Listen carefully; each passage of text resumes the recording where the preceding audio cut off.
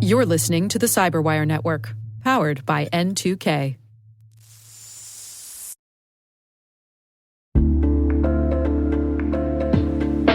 Hey everybody, Dave here. Have you ever wondered where your personal information is lurking online? Like many of you, I was concerned about my data being sold by data brokers. So I decided to try Delete Me. I have to say, Delete Me is a game changer. Within days of signing up, they started removing my personal information from hundreds of data brokers. I finally have peace of mind knowing my data privacy is protected. Delete Me's team does all the work for you with detailed reports, so you know exactly what's been done. Take control of your data and keep your private life private by signing up for Delete Me. Now at a special discount for our listeners. Today, get 20% off your Delete Me plan when you go to joindeleteme.com/N2K and use promo code N2K at checkout. The only way to get 20% off is to go to joindeleteme.com/N2K and enter code N2K at checkout. That's joindeleteme.com/N2K, code N2K.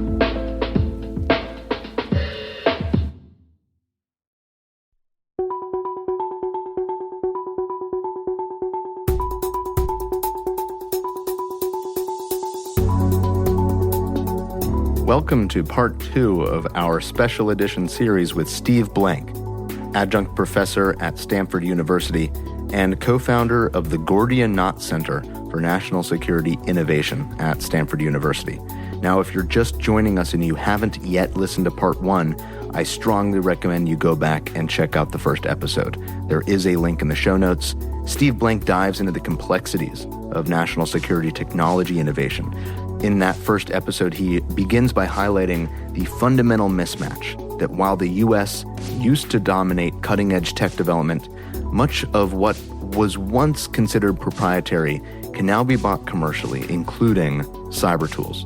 He emphasizes that the DoD is still structured for a world that no longer exists, with ultimately what are considered outdated processes, outdated acquisition systems that just can't keep pace with the rapidly changing world of cybersecurity and global threats.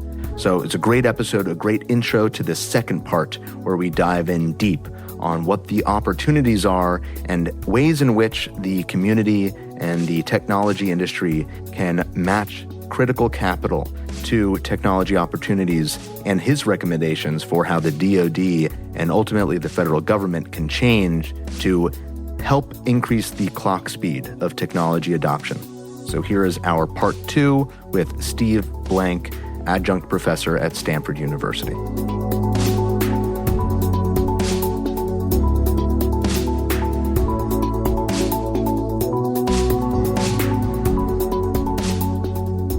If you really think what SpaceX is doing, it's this. They have execution and they have innovation going on simultaneously. By the way, when you do both execution, that is sustaining innovation, disruptive, that's called an ambidextrous organization. That's a $20 word for being able to chew gum and walk at the same time, right? I don't know anyone who can do that. Right, no, chew gum and walk at the same time. And what I mean by SpaceX is, think about this. They're launching Falcon 9s every 2.5 days from 3 launch pads. Operational excellence. No deviation from like the checklist because there are human beings every once in a while on top of those, and they're launching Starlinks, and they had 300 or 200 before they had a failure in the second stage. I mean, just an incredible track record. But at the same time in Texas, they have crazy people. They're building the next generation called Starship. And right. Elon's model was, if you're not blowing things up, you're not innovating. And more importantly, if you're not blowing them up on a regular basis, you're not innovating fast enough. They've now been through 3 generations of Raptor engines.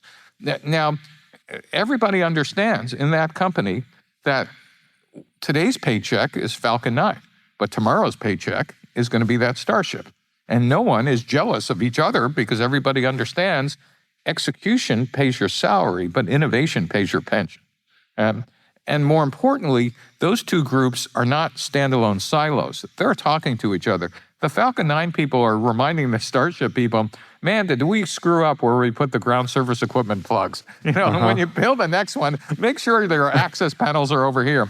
And even though I said the Falcon 9 can't change much because it's operational excellence, the Starship people are reminding them, you could crank up that chamber pressure by another 100 pounds. And people haven't paid attention, but the payload capacity of Falcon 9 has actually gone up a couple of thousand pounds. Well, taking the example you shared about an organization doing this well, which was SpaceX, looking at that from first principles, I see two core components, and I'm curious your thoughts on how DoD can incorporate these components. The first that SpaceX has is a talent strategy, right? Understanding that there are different types of people needed for these two different modes of functioning. One being the sustained operations of a highly reliable system, and the other is the sustained innovation of disruption. And those are two very different talent models. The second is, you also brought this up, an information strategy of intentionally sharing information between these two parts of the organization and communicating both lessons learned, but also capability. And so, from a first principles lens, first of all, what am I missing there in terms of those two components of the strategy? And the second, how can DoD actually implement those two aspects of the strategy? And remember, the DoD has some enormous obstacles in that it has Congress, it has service secretaries, it has primes, it has, right? So where SpaceX, a single individual like Elon, could say, here's what we're doing, and Glenn Shotwell is probably the best operating executive in space we've ever had. It manages to translate those visions into, okay, guys, this is what we're doing. That command and control, while in theory, belongs to the Secretary of Defense or as Assistant Secretary, really is a lot more diffuse in a 3 million person organization with lots of stakeholders. But we've had I just want to go back to, and again, I might be naive, but we've had two service secretaries who basically figured out how to use advanced technology, private industry, as well as the primes to do this. One was Bill Perry, and the other was Ash Carter, who actually had a vision about how to use both a whole-of-nation approach and to get the DoD to start moving. So part of this is, I'll go back to, the role of a Secretary of Defense is maybe number one, letting everybody know what's the state of the world that we're operating in and what change needs to happen from where we are today. Maybe I've missed it, but we've really not articulated that to Congress, to the services, to whatever, and that they're not going to accept status quo, and that there needs to be changes in force design. There needs to be changes, substantive changes about what we're buying and how we're buying it. Less so, here's what we should do with shiny object X or Y. But it's pretty obvious, right, that things need to change, and not like we need to divest of, carriers or manned bombers or et cetera. But we certainly, at minimum, need to be not just designing, but deploying hybrid things yesterday. And the problem with that is that the new things are almost always worse than the existing things on day one. Of course. That's a big idea. That's an MVP. Yeah, but that's not clear to congressmen or their staffers. Right. It's not clear to, RD and T&E organizations that are designed to test things for 30-year and .MLPF, and we need whatever. Go ask the Ukrainians, what about their .MLPF plans? Right. Right? And I'm not suggesting but think about it. Ukraine had 5 drone manufacturers at the beginning of the war. They have over 200. Mm-hmm. Right. The cycle time between putting up a comlink and the Russians jamming it is probably less than 10 days. Oh yeah, most definitely. Right? Or maybe, so they're operating at a cycle time that is not impossible to imagine, but you ask us, well, what have we changed to match, what that's going to look like? And then you get these 5-page reports and you get a 2045 plan. So what I mean by this, it's not like let's go buy shiny object X or Y, meaning let's not buy, 1 million drones that look like X. But the smart people once given a mission that said, I don't want to see the same thing again. And we know you're capable of coming up. I mean, we have the smartest people in the world in the services. We just need to unleash them on a new strategy. And they are capable of doing that, but at the end, it really comes down to leadership saying, Status quo is not acceptable. And if you show up with that again, you're not going to be promoted. Or maybe we're going to, in fact, convince you ought to retire if you can't adapt to the world as it is. We still have a lot of senior leaders who want the world to look like when they were in the academy, whether it was Naval Academy or West Point or whatever. It's not going back there anymore. Now, and the longer we stay in the past, the worse our future is going to be. In fact, that's a pretty good quote. It is. It is. We'll pull that. We'll pull that one. Yeah. I just made that up right now. But truly, and again, it's not a lack of, it's not stupidity or malice. It's just that it's normal human beings who have done things for years or decades, and because this is the way it was done, without realizing, we're trapped by our own successful legacy. The Western Pacific was our lake for 75 years. It's no longer our lake. And what's really interesting is, of course, I'll just pick on China, because China is replicating a lot of our systems and whatever, the same offset strategies. And force structures, yeah. So we should be the one coming up with asymmetric, just like they did with DF-21s and other things and islands in the South China Sea and whatever. So our asymmetric, things should be at scale, not like, we got 3 black programs and we got X or Y. They should be showing up as like, force design and in a massive number that, like, imagine China woke up and went, oh crap, everything we put in the water is now obsolete, right? Or, oh my gosh, look what's in the water between us and Taiwan. Or there's no way we could build enough DF-21s or DF-26s to sink all of these ships or listen, drones. I'm not picking on the Navy. It's the same thing with the Army, given the Ukraine situation. There's a ton of lessons learned here, but if it doesn't show up as a substantive change in the budget, then they're one-off whatever. Meaning we're still focused on spending money doing X and Y because we know how to spend money on X and Y. And everything else is kind of like, yes, but we have this secret sauce over here. I'm not sure that's going to be the determinant in deterring a war. Well, I want your thoughts on the money side of this, right? Because all of these capabilities, right? It's not just about buying capabilities, but the invention and creation of capabilities requires resources. We acknowledge that the DoD budget cycles, where we're planning 5 years in the future and beyond, it does not lend itself well to creative destruction and disruption. But then we also look at these grant programs, the SBIRs and the STTR programs, and a significant amount of capital is being deployed in the form of non-dilutive funding into private companies. I'm not sure, though, that we actually understand the ROI of those types of awards. Have we actually really figured out how to measure that success? It seems like the government is deploying a significant amount of money to try to stimulate this innovation.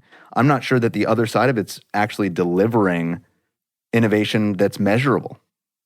Well, I'm not sure it's innovation that's measurable. I'm not sure there's a acquisition budget that's connected to those innovations, right? Listen, you point out something pretty important, but I'll say we've built a dam across half the river. Good point. Meaning we have the front end of the funnel, but unless you figured out, well, how does this stuff get deployed at scale? So when we teach a class called Hacking for Defense, everybody comes in with a shiny object, they're taking problems from the DoD and IC, and great, we got this great demo. And our point in the class is, no, figure out how you're going to get, what color of money is going to fund this thing? Who's the saboteur from the prime? Who's going to say over our dead body? How does this get in? Is this an OTA or does it go through the POM?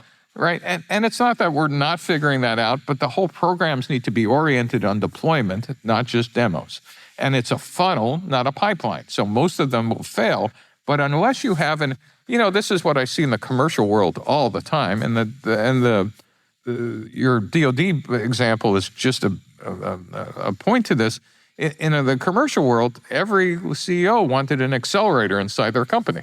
And great, you bring your dog to work, and you get beanbag chairs and lots of posters and coffee cups. In the military, you get lanyards, right?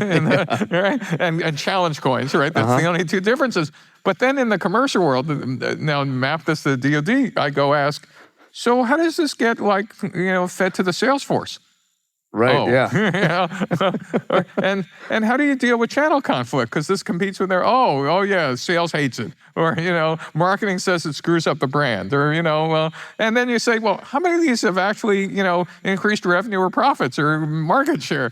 And they go, look at the beanbag chair and the whatever. And so they love it. They're over there doing innovation. They're doing innovation. And so this is the sum of this is innovation theater, right? Where you kind of forget the goal is not demo, but whether it's the commercial or military, the goal is deployment. And if you haven't figured out... And the goal should be accomplishing a certain mission for a commanding, for the decision maker. Right. And so if you haven't figured out that end-to-end, the problem is, and in the military it's worse, in the commercial world, a CEO and an exec staff can make a decision about how you get that plumbing correct. But if you think about where all these innovation activities, and out of Heidi Hsu's R&E group, there's a great diagram of the 100 or so innovation activities. Truly, that she came in and asked the right question. How many of these things we have? Is that too many? Think about this. R&E and A&S are two separate organizations, just in OSD, let alone in the services. So how are these connected to a budget, right? And problem sets, et cetera. Some of those innovation activities clearly are.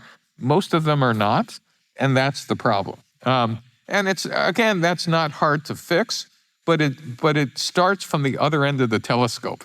It doesn't start with shiny object. It starts with what problem sets do we either have, or what things can we come up with we haven't even thought about that would be a force multiplier or be an offset strategy against an adversary.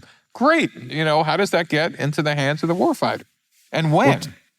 Sure. And how do you actually allow an organization who's building a technology and innovating to survive long enough to even get it there, which kind of relates to your damming half the river, which is they're either going to swim and they might drown trying to get to the other side. Now, something that I think before I forget it, I'm sorry to interrupt. We built something inside of one of the national security agencies called Hacking for actually it was called ICOR inside of Agency X. And it basically allowed innovators to take almost a TDY internally and work on some of these problems. And they would take 6 weeks and work on some real problems they had encountered, but their organization wasn't working on, and build MVPs and had great demos. And they'd go back to their organization, and their mid-level managers would go, well, that's not on my budget or schedule, get back to work. Or even if it actually got to a senior leader, it would have to go across the transom to a capability organization who would say, not only this is unbudgeted and scheduled, but because you're throwing these over the transom, you're actually a denial of service attack on my core capabilities. So the system had not been designed for a parallel process other than the requirements that were coming down from the top. There was no process that was end-to-end. We built a great process for the innovators, but we forgot that without the leadership understanding how this tied in to actually creating new capabilities, it was a denial of service attack and was a waste of time. But we put thousands of people through the process. And I think at the end, we created probably a couple hundred startups because those innovators left frustrated. Seriously. But it was a great experiment for me to understand that unless you have an end-to-end understanding, having these innovation activities and getting these innovators excited without some path to actually see it, deployed, or some criteria of what a innovation pipeline should look like, it's a waste of time and talent.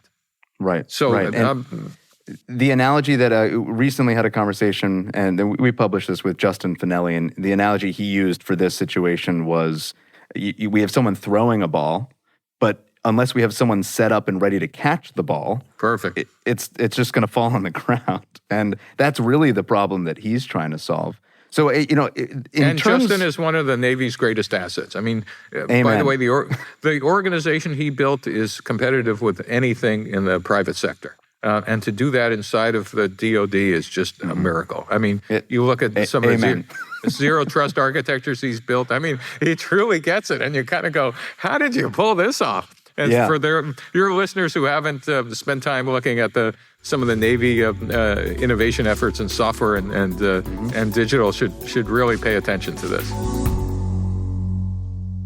We'll be right back. Calling all InfoSec professionals. Are you dreading the annual scramble to create engaging content for Cybersecurity Awareness Month this October? KnowBe4 has your back with their brand new 2024 Resource Kit, featuring their own award-winning streaming quality show, The Inside Man.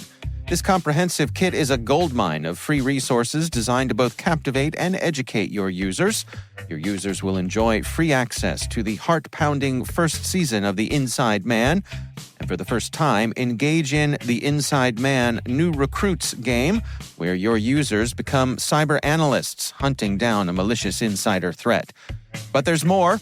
You get access to a resource user guide packed with ideas and messaging, a weekly planner to help you roll out your campaign effortlessly, plus enough supporting training modules and assets to fill a whole month. Cover critical topics including AI and deepfakes, mobile device security, and incident response, all with the free kit. With KnowBe4's kit, say goodbye to outdated, unengaging content. It's all there, ready to go. Learn more at knowbe4.com/cybersecurity-kit.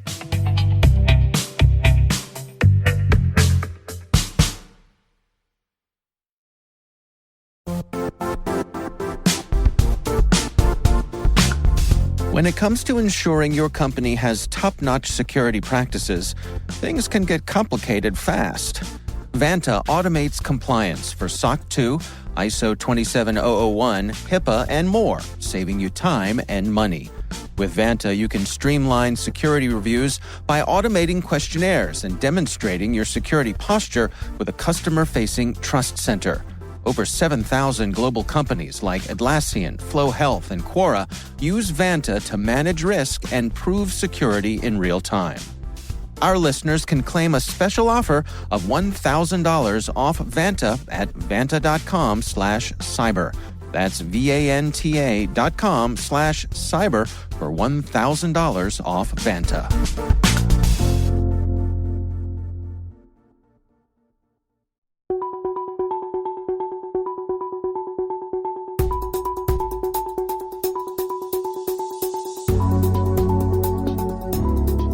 So shifting a little bit, and I want to talk a little bit about access to capital and funding sources, because we are in a little bit now looking from the private sector side.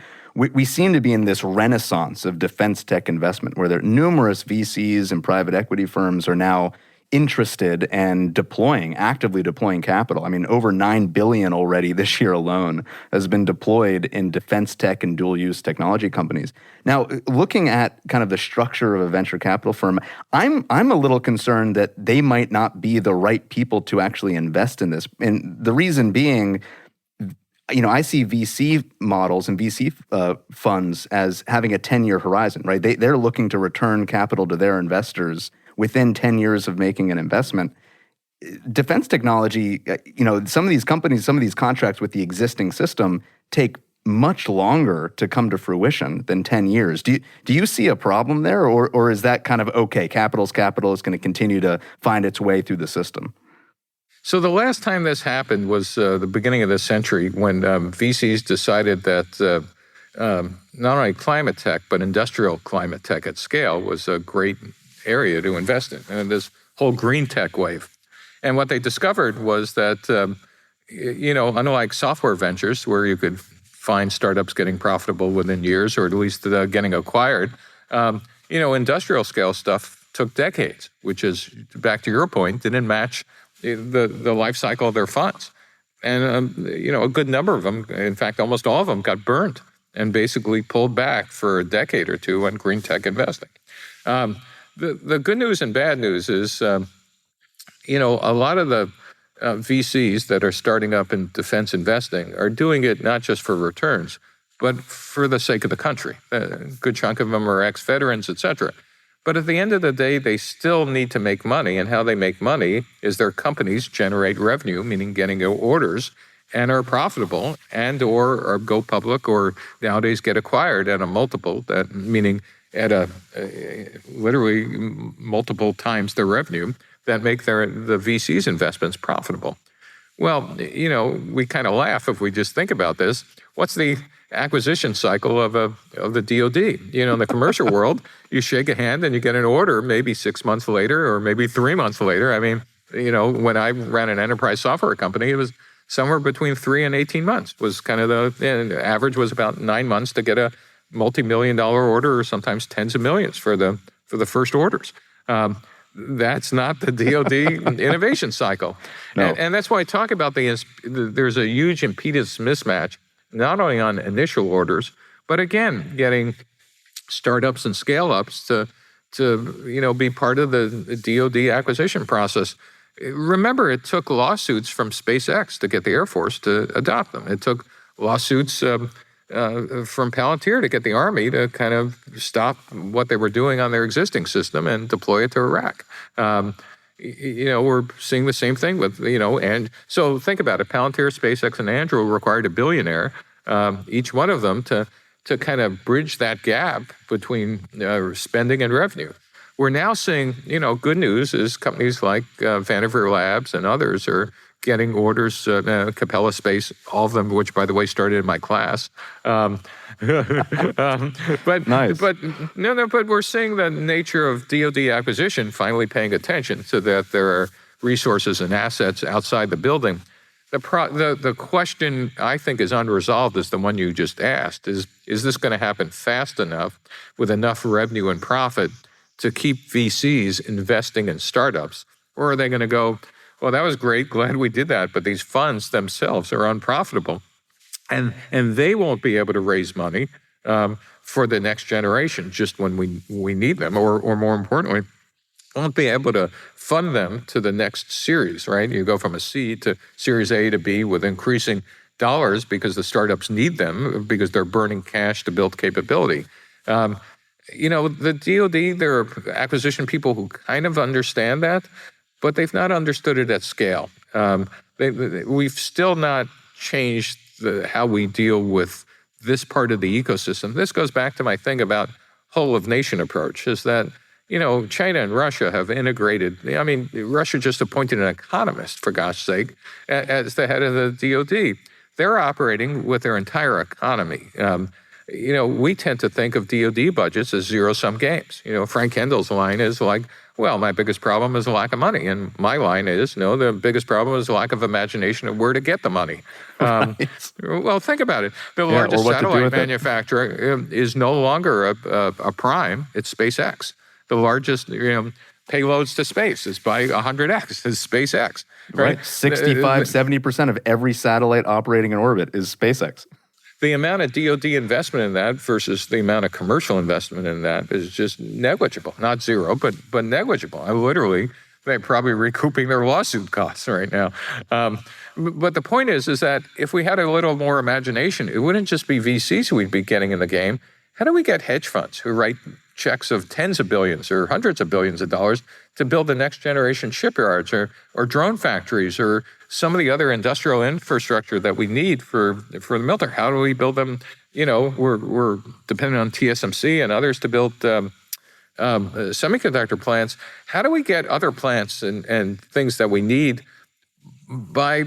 I just keep asking the question: how many economists do we have in the Defense Department working on that problem? Right. Not how many do we have in CAPE? We have plenty of economists, with the green eye shades and armbands. And I don't mean that as pejorative, but they're inward focused. That is, how many? The most innovative thing we did with an economist was when Jason Rathke and Eric Vollmer created the Office of Strategic Capital. Right?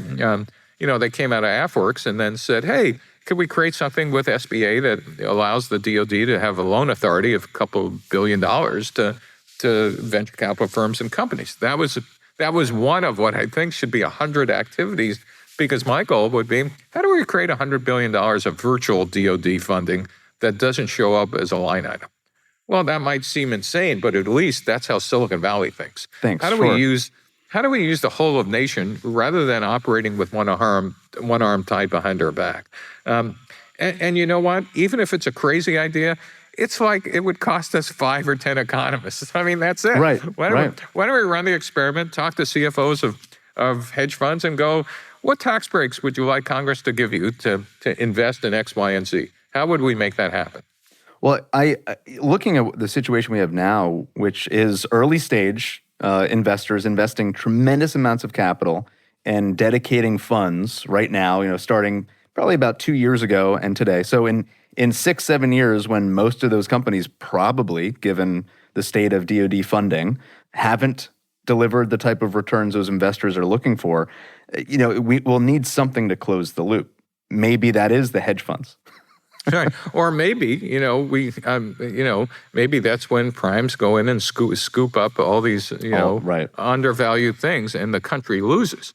But imagine there was an incentive for primes that says, no, if you buy something at multiple X, and deploy them within 3 to 5 years, not just buy them, but the incentive is to deploy them. All of us, right? So, if we think about creative incentives, right, rather than perverse incentives, why don't we think of positive outcomes that, again, I keep going to listen, I love the shiny object thing, but I also think the outcomes should be what we're focused on. Commander's objective, right? What are we trying to get done and accomplish? We start with the end state in mind. There we go. And so if you just start thinking about, okay, well, what would we need and by the way, what I remind my students, if your ideas don't make you giggle, they're not big enough.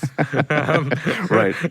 And I don't see too many people in the Pentagon giggling enough. I mean, yeah. Right? Amen. You ought to, both not only what can we do to accelerate our stuff, but what can we do that an adversary wakes up in the morning and goes, fuck, not today. That's the thing. General Mattis lectures in a class every year. And that was the thing that, of all the things he said, that has stuck with me. His job was to make Z wake up in the morning and go, not today. Not today.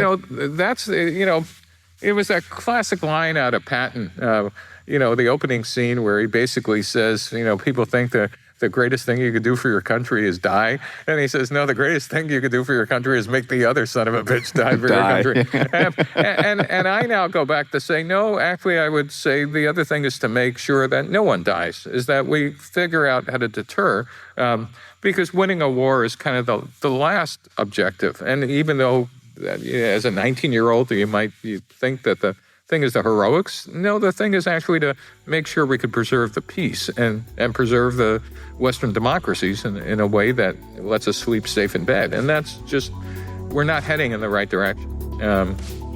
Well, from your voice to God's ears, Steve, I could talk to you about this literally all day. We will have to have you back. I want to be sensitive for your time. So I would just like to say thank you for spending this time with us, and we will definitely have you back on. Well, this was fun. Thank you very much. You asked great questions, Brandon, and happy to help any way I can.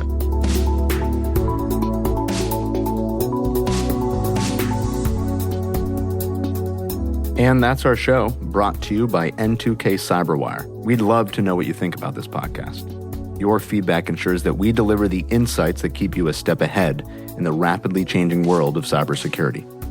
Now, if you like the show, please share a rating and review in your podcast app. It helps other people find the show. We're privileged that N2K Cyberwire is part of the daily routine of the most influential leaders and operators in the public and private sector, from the Fortune 500 to many of the world's preeminent intelligence and law enforcement agencies. This episode was produced by Liz Stokes. We are mixed by Elliot Peltzman and Trey Hester, with original music by Elliot Peltzman. Our executive producer is Jennifer Iben. Simone Petrella is our president, Peter Kilpie is our publisher, and I'm Brandon Karff, executive editor of N2K Cyberwire. Thanks for listening.